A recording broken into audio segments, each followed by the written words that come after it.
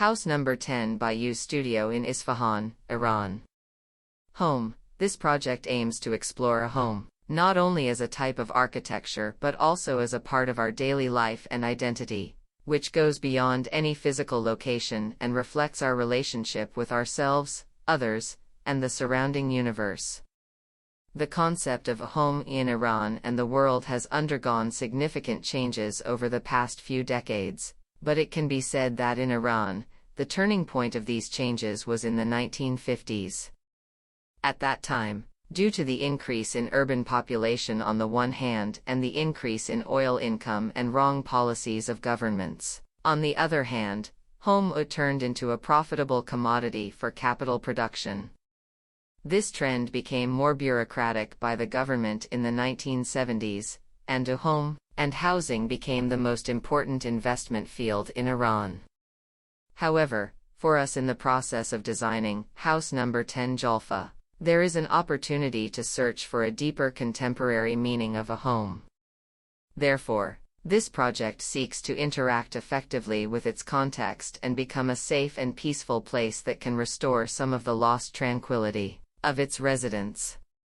Now the question is whether retrieving a contemporary meaning of a home, in response to current conditions, can provide a better living and resilient space for humans today in this difficult geography, and facing these challenges.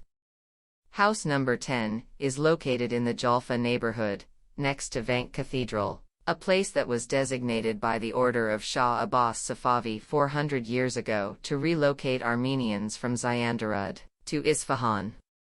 Vank Cathedral, Maryam Church, Beit Alham, Jalfa Square, and historical houses are still standing as tangible evidence of the architecture and way of life of those people.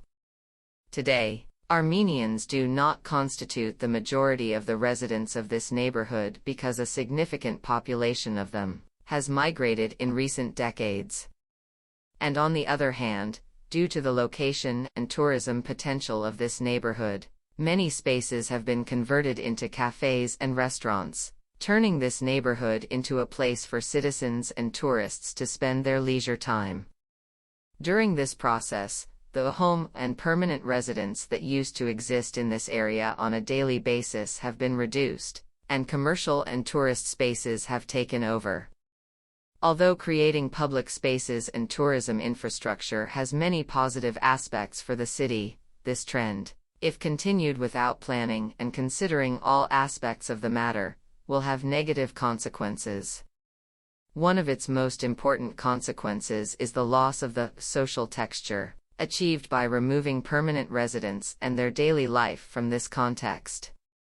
Now the question is how a home and the issue of residence, as the most important components of the city, can be effective in the physical, social, and cultural changes of the surrounding context.